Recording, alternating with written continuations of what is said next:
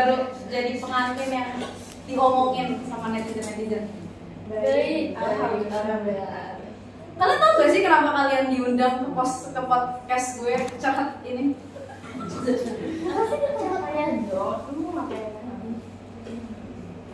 Oke, jadi gue juga udah buka Q&A box buat netizen di luar sana yang pengen tahu kalian tuh, maksudnya kan kalian gak pernah deket gitu kan, gak ada isu sebelumnya kalian pernah deket, tapi tiba-tiba tuh nikah. Itu gue membuka kesempatan buat para netizen buat nanya-nanya lebih lanjut dan pertanyaannya udah gue rampung di sini. Oke, jadi nih mulai dari yang tadi, kalian kan gak deket ya sama sekali. Itu tiba-tiba kalian nikah tuh dijodohin atau gimana deh ceritanya? Boleh dong di-share? Dari siapa dulu kita? Boleh, dari Arfan boleh, dari Zizel boleh. Sebenarnya kalau kita tuh enggak dijodohin, mungkin ada netizen doang yang kayak ini dijodohin nggak sih? Karena kita cuma 2 bulan aja umur. Iya, cuma 2 bulan. Iya, ini cuma 2 bulan kayak ini dijodohin. Jadi gini kan, kita tuh emang dekatnya tuh nggak lama, cuma tuh PDKT kurang lebih 2 bulan ya kalau nggak salah. Kalian PDKT? Iya, kita PDKT itu awalnya tuh Mas Arhan yang ketemu sama Abi, terus mungkin ada pembicaraan terus dikenalin sama aku. Nah kita jalanin PDKT itu, terus gak lama ya kurang lebih 2 bulanan kita langsung pertemuan keluarga. Jadi PDKT 2 bulan loh, PDKT 2 bulan kalian langsung nikah? Enggak langsung, ya ketemu keluarga dulu, terus abis itu abis pertemuan keluarga kita dapetin tanggal, kita nikah. Gue mau nanya deh sebelumnya, kan kalian bener gak sih kalian tuh baru putus? Berarti abis dari putus itu kalian langsung PDKT?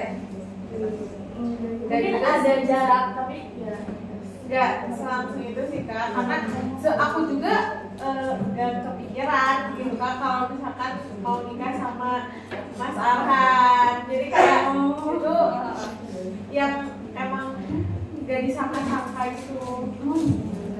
Tadi kalau nggak salah Zizi tuh sempet ada mention nikah gitu. Kalian tuh nikahnya di mana deh?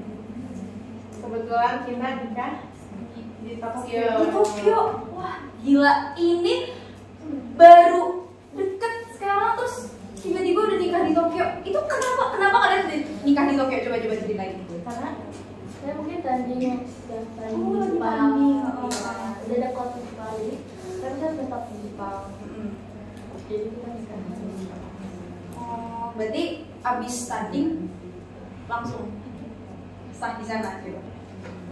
Masya Allah. Jadi kebetulan Mas Arhan lagi tanding di Jepang dan kita memutuskan untuk nikah di Jepang. Boleh, satu banget berarti ya. Dan kita juga mengundangnya nggak acara nikah kita juga yang meriah gitu kayak gitu, tapi kayak ya udah teman-teman dekat dari teman-teman aku, teman-teman Arhan aku undang ke sana. Gitu. Kalau boleh tahu nih, karena pada banyak yang penasaran juga, kira-kira kalau boleh tahu aja sih, maharnya tuh apa deh? Sampai Aziza Salihah tuh mau sama anak DPRD, mau sama pemain timnas ganteng kayak Pratama Arhan. Alhamdulillah ya, karena ada kita rezeki. Kasih Berlian, guys, gila gak sih dikasih berlian? Wah, gue juga mau dinikahin dulu gitu. Oh iya, sama ini deh. Kalian tuh nyadar gak kalau kalian tuh sekarang lagi banyak banget diomongin sama warga TikTok, Twitter, Instagram tuh pasti tiap hari ada aja lewat di FB gue tuh Arhan Ziza tuh kalian juga lewat gak sih? Kalian tuh gak sih lagi rame banget?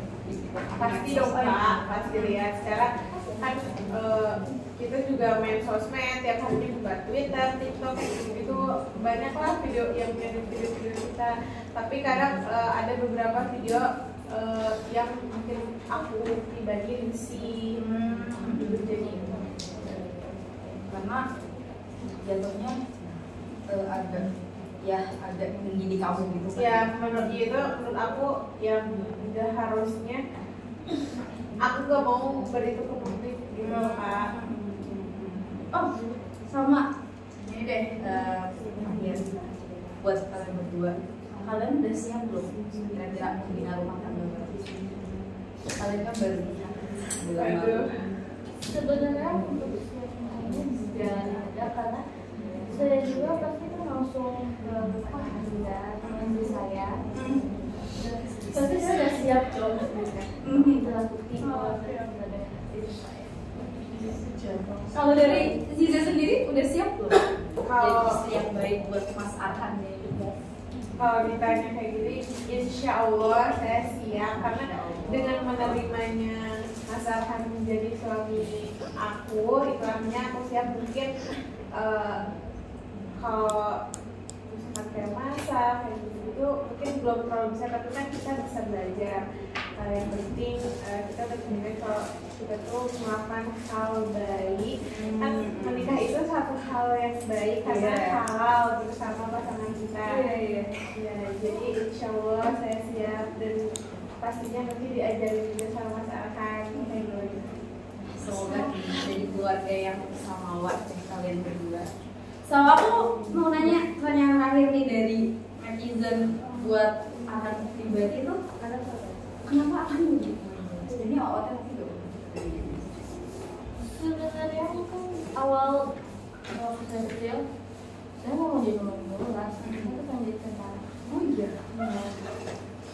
Kenapa tuh? Dari tentara tiba-tiba jadi pemain bola tuh kenapa kok bisa? Ya, mungkin masih kecil itu masih membaca ya, oh jadi tentara, jadi masih random. Dan itu mungkin karena saya sering main bola di pedesaan, saya punya teman nah mungkin awalnya saya masuk ke universitas itu dan di kelas S3 saya diajar sama kakak saya untuk ikut SSP. Oh, SSP. Apa tuh SSP? Sekolah. Oh, oke. Nah, yang pertama di Mustika. Itu masih di dulu kan masih di masih di terakhir. Itu tuh cuma sampai 3 tahun. Nanti dari 2012 sampai 2015. Lalu saya pindah kelas 6 SD itu perang bangsa. Perang bangsa. Itu pas kelas 6 SD. Berarti itu mau sampai. Terus pas SMA 2018 saya ditawarkan oleh papi saya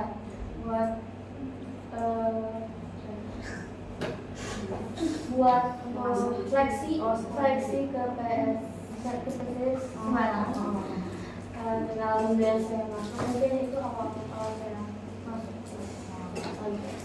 Terus habis jadi gitu kamu langsung tertarik ya buat jadi pemain bola? Mungkin soalnya karena udah hobi. Ya udah, semoga ya udah sih itu terakhir pertanyaan dari aku. Semoga kalian bisa jadi keluarga yang normal dan normal, pokoknya baik-baik buat kalian. Terima kasih Mas Arhan. Terima kasih. Ya.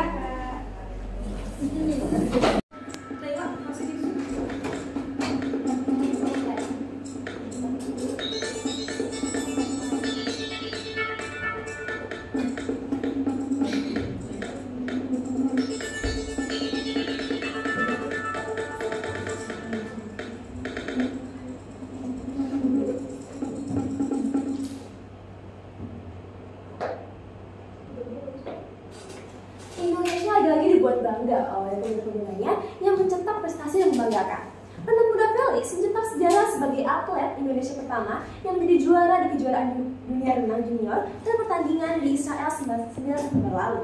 Felix menjadi yang tercepat di 50 meter dengan keadaan dengan catatan waktu 27,39 detik. Atlet 18 tahun keturunan Jerman ini unggul di atas Denmark, Jonas Gore, dan Watson dari Amerika Serikat. Kemenangan ini membuat lagu Indonesia Raya berkumandang di Israel. Tak hanya itu, Felix yang saat itu merupakan satu-satunya wakil Indonesia di kejuaraan ini juga membuat sejarah lainnya. mencetak rekor waktu tercepat kejuaraan renang junior di tahun 2023 ini. Dan wawancara daring dengan Asket News Indonesia Rabu sore ini, Felix yang telah berada di Malaysia mengaku rekor yang ia buat sebelumnya membuat ia sangat percaya diri di babak final kali ini. Kali ini, dari pihak Asket News sedang berada di Malaysia dan sedang berada bersama dalam Felix. Kepada rekan saya Tio, apa sudah bersambung? Ya, baik, terima kasih Mbak Nisa dari studio. Bersambung. Pemirsa sekalian, sekarang saya telah berada di tempat para pelatihan atlet di Penang, tepatnya di Malaysia. Di sini saya telah bersama dengan Kak Felix.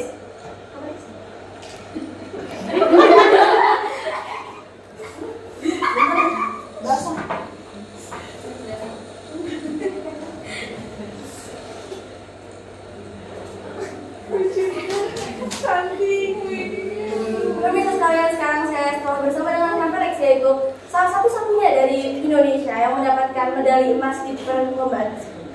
Gimana nih Kak Felix? Bisa kita jelaskan? Bisa. Ya, baik. Kak Felix, gimana perasaan kakak telah mendapatkan medali? Ini di luar dugaan saya bisa mendapatkan medali emas di kejuaraan dunia ini dengan catatan waktu 27 detik. Wah, pemirsa sekalian, ini cepat banget ya, dan ini rekor terbaru loh di Indonesia ini. Kan kita tahu ya di sini bahwa Asian Games ini udah mau mulai lagi Kak. Kakak ada rencana lagi? Tentu saja saya punya rencana untuk itu. Ya, kalau boleh tahu persiapannya ada apa aja nih Kak? Sekarang saya berada di Penang, Malaysia untuk persiapan Asian Games. Kalau udah mulai persiapan, berarti harusnya ada target ya Kak? Untuk itu saya belum punya target karena Asian Games tahun ini ada di China, dan seperti yang kita tahu perenang Tiongkok itu yang tercepat di dunia saat ini, jadi saya belum punya target itu. Tapi boleh dong Kak, kita berharap ya. Boleh. Ya, baik pemirsa sekalian, sekian wawancara saya bersama dengan Kak Felix. Boleh banget juga kita ikut dukung Kak Felix dalam perlombaan Asian Games di tahun ini. Terima kasih Kak Felix untuk waktunya. Terima kasih.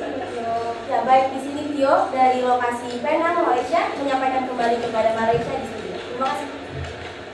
Dan terima kasih kepada Tio. Sebelumnya, prestasi terbaik renang Indonesia pada sepanjang penyelenggaraan ini adalah lolos ke semifinal melalui IGD Semen Sundarwata di Budapest tahun 2017.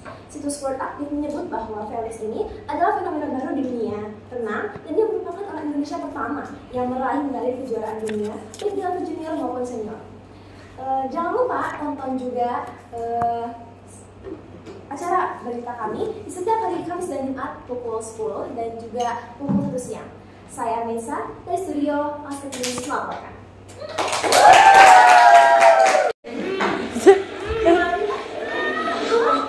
Susu keras crunchy ini harus direbus pakai crunchy emergency ditambah topping multigrain. Wow, susu sini dengan topping crunchy. Kayak enak ya?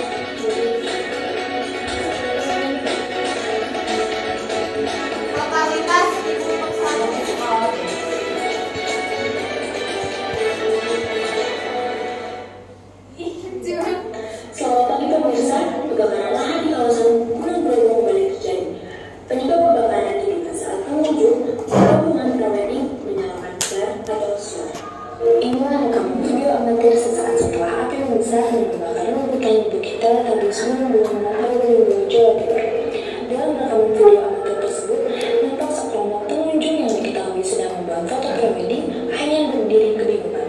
Sementara api membesar dan membakar rumput di kawasan. Api terus menjalar dan melahap vegetasi di sekitar Bukit Teletabis. Polres Probolinggo, Jawa Timur berhasil mengamankan 6 orang yang diduga telah menyebabkan kawasan Bromo terbakar akibat aktivitas sesi foto prewedding. Seorang manajer WO berinisial AW berusia 41 tahun ditetapkan menjadi tersangka. Sementara itu, 5 yang lainnya masih dalam pemeriksaan sebagai saksi. Penempatan ini berdasarkan 2 alat bukti, yaitu bahan yang mudah terbakar dan rombongan yang tidak memiliki izin saat memasuki konversasi Bromo, sehingga mereka dinyatakan menyalahi aturan. Para pengunjung tersebut menyalakan 5 suar untuk sesi pengambilan foto prawedding. Namun, 1 suar meledak hingga menimbulkan percikan api yang menyambar rerumputan kering di kawasan Bukit Teletabis, dan sekarang barang tersebut menjadi barang bukti. Akibat kebakaran terus meluas, desa Tabung Bromo ditutup total hingga waktu yang tidak ditentukan. Upaya pemadaman masih terus dilakukan.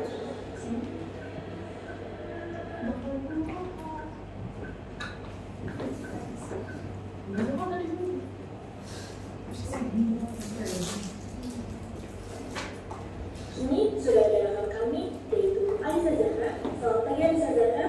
Untuk memastikan pemicu kejadian kebakaran Savana, Teletabis, Polres Probolinggo bersama Polda Jatim melakukan peninjauan ruang TKP kebakaran di kawasan Bromo.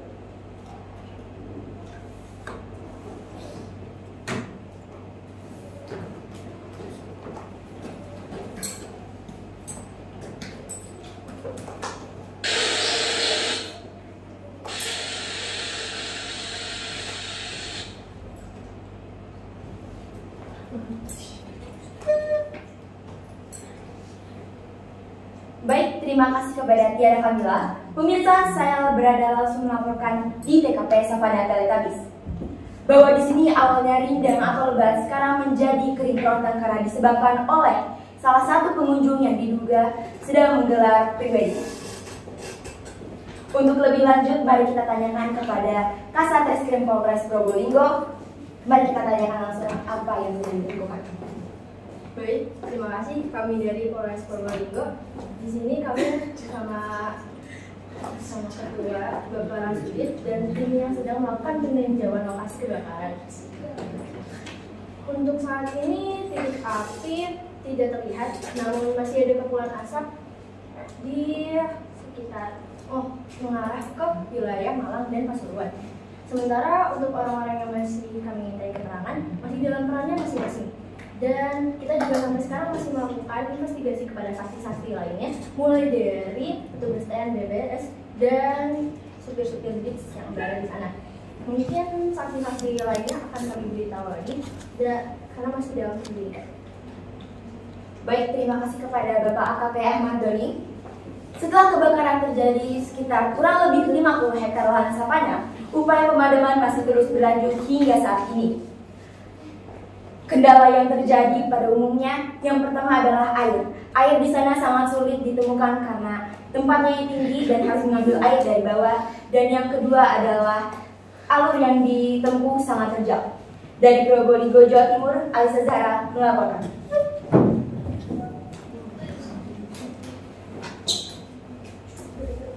Baik, terima kasih Alisa Zahra. Informasi yang langsung dari Probolinggo, Jawa Timur. Kita harapkan upaya pemadaman segera selesai.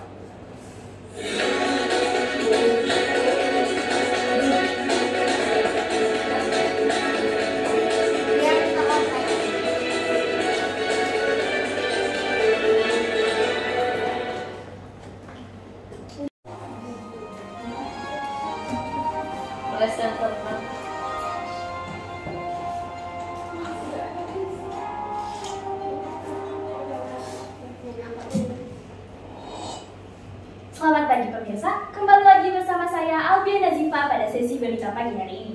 Pemirsa sekalian, kabar terbaru datang dari lembaga legislatif negara kita, yakni DPR RI. Pada 6 September 2023, Rabu pagi, akun resmi YouTube DPR RI diretas oleh pihak yang belum diketahui setidaknya sampai pukul 10 pagi. Akun ini malah menampilkan tayangan judi daring secara langsung. Sekjen DPR RI Indra Iskandar menyatakan DPR RI masih terus berkomunikasi dengan sejumlah pihak untuk mengusahakan pemulihan akun dalam kurun waktu 1 jam ke depan. Berikut adalah tampilan video yang ada pada YouTube DPR RI.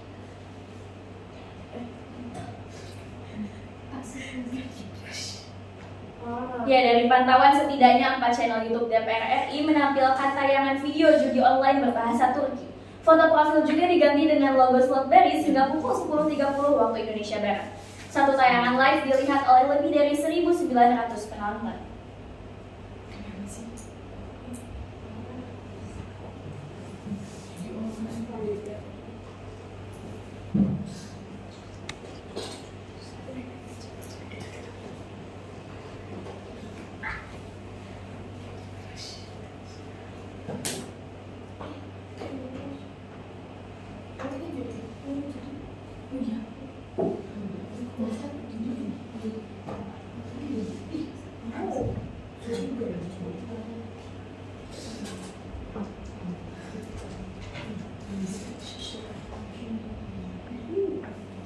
Sekjen DPR RI Indra Irawan membenarkan peretasan ini. Terpantau sejak pukul 5:30 pagi ini, komunikasi dengan pihak Google Barskim dan BSSN terus dilakukan intens oleh DPR RI supaya bisa menemukan penyebab dan pelaku peretasan. Lebih lanjut, Pastek Info DPR RI juga sedang melakukan pemulihan secara manual terhadap akun YouTube ini. Indra Irawan berharap dalam waktu 1 jam, akun YouTube DPR RI dapat pulih kembali untuk dapat menayangkan rapat DPR RI secara langsung. Terpantau, Rabu ini terdapat 11 agenda rapat DPR yang seharusnya bisa diakses secara langsung melalui YouTube DPR RI. Pemirsa, tim kami telah mengirim salah satu reporter yang kini sedang berada di kantor DPR RI untuk mewawancara salah satu anggota DPR RI terkait kabar ini. Malika, apakah tersambung? Ya, dia tersambung. Di sini saya bersama Pak Indra Irawan selaku Sekjen DPR RI. Pak Indra, berita mengenai peretasan akun YouTube DPR RI ini benar adanya? Ya, memang benar. Menurut Rabu jam 5.30 dini hari atau setengah 6 terjadi peretasan YouTube DPR RI yang dilakukan oleh orang yang tidak bertanggung jawab. Kami tim DPR sudah berkomunikasi langsung dengan Google Indonesia maupun Google Amerika untuk mengetahui siapa orang yang bisa menembus YouTube DPR RI. Baik, terima kasih Pak Indra. Baik pemirsa, dapat dipastikan bahwa akun YouTube DPR RI ini memang. Terima kasih Malika. Berita-berita selanjutnya akan kami selalu kabarkan dalam episode-episode berita selanjutnya. Namun sekarang waktunya untuk menyelesaikan berita. Terima kasih kepada para pemirsa. Sekian, terima kasih.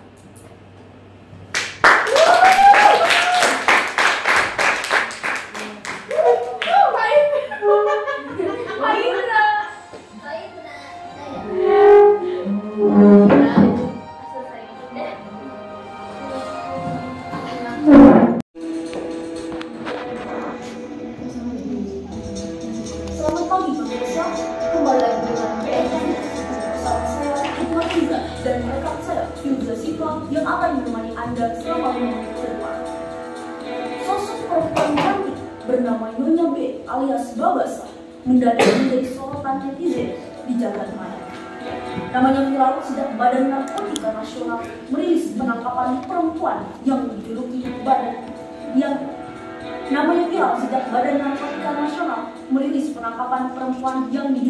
Ratu Narkotika tersebut pada Kamis 24 Agustus 2020. Dia ditangkap di Pasaman Duren, Aceh pada Selasa 8 Agustus 2020. Nyonya B yang juga memiliki nama Baba Darafina lahir di Biro, Aceh 7 Januari 1980. Nama beneran apa Baba ini? Perempuan berusia 37 tahun yang telah memiliki 3 anak itu kerap memamerkan kehidupan dunia di media sosial.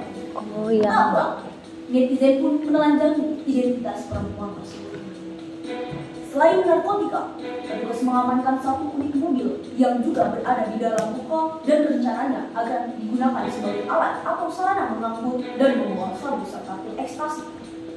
Peran masing-masing dari keempat orang yang ditangkap tersebut, tersangka M diketahui bertugas sebagai penjaga kedua jenis barang haram itu di dalam toko. Sedangkan AR, H, dan AR bertugas sebagai penghitung jumlah sabu dan pil ekstasi di dalam toko. Pada hari yang sama, petugas BNN menangkap FA alias AB dan Nyonya M. Keduanya sesuai pengakuan tersangka yang ditangkap. Nyonya B telah memamerkan kehidupan di media sosial. Kalau dia disangka kekayaan sebagian besar berasal dari hasil penjualan narkoba. Selain itu, dia juga memiliki bisnis cucian mobil yang ramai dikunjungi. Bisnis narkoba Nyonya B dijalankan bersama suami utamanya AR yang di Cina dan tidak pernah kembali hingga sekarang. Sekarang Nyonya B melanjutkan bisnis narkoba bersama suaminya ditangkap sebelum dirilis. Berikut ini adalah cuplikan kompak ya. dari komisaris Ya banyak banget. Jadi kami telah berhasil menangkap 3 terutama Nyonya N, inisial AR, H, dan AM, serta mengamankan barang bukti berupa narkotika jenis sabu-sabu seberat 62.520 gram, 323.822 butir ekstasi serta 1 mobil yang kami amankan dari ruko di Pasar Sunggal, Medan. Saat ini kami sedang menyelidiki harta kekayaan IAN yang kami duga merupakan hasil dari penjualan narkotika ini. Beginilah informasi terkini yang kami sampaikan. Saya Firza Syifa dan rekan saya Dewan Reza. Kami undur diri dan kami melaporkan. Terima kasih.